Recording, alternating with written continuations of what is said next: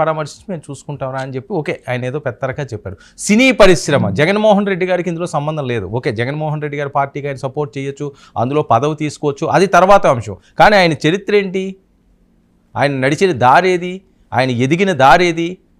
సినీ ప్రపంచంలో ఆయన ఉన్నాడు, సినీ కుటుంబంలో ఆయన ఉన్నాడు. ఎందుకంటే సినీ కుటుంబం అంటారు కాబట్టి. మరి ఆ కుటుంబమే నేను దూరం చేసిందే, ఇంకెంతకంట ఇంకా దౌర్భాగ్యం ఏముంటుంది జీవితానికి?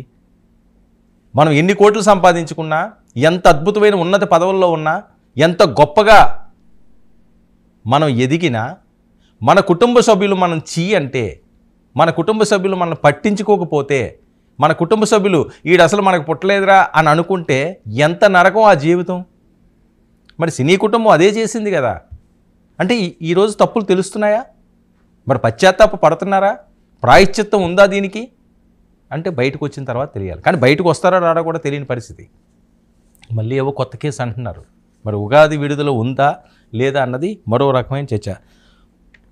పోసానికి బెయిల్ మంజూరు చేసిన గుంటూరు సిఐడి కోర్టు ఈసారైనా రిలీజ్ అవుతారా? ఇది పెద్ద ఎత్తున వైరల్ అవుతున్న అంశం. బెయిల్ ఓకే, రిలీజ్ ఎప్పుడు అనేది సస్పెన్స్. ఇది అసలు ట్విస్ట్.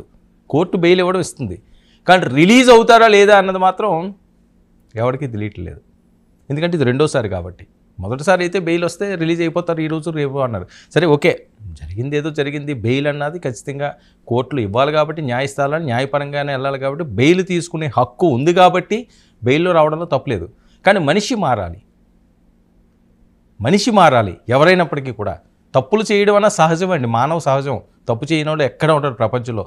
ఏదో రకంగా ఏదో సందర్భంలో ప్రతి ఒక్కరూ కూడా చిన్నదో పెద్దదో తప్పులైతే జరుగుతాయి, పొరపాట్లయితే జరుగుతాయి. కానీ దాన్ని సరిదిద్దుకున్నవాడు ఉత్తమ పౌరుడు అవుతాడు. తప్పు చేయడం ఎవరు తప్పు అని అనరు. చెయ్యకూడదు ఓకే చేసేసారు అనుకుంటే దానికి ఎగ్జామ్షన్ ఇవ్వచ్చు.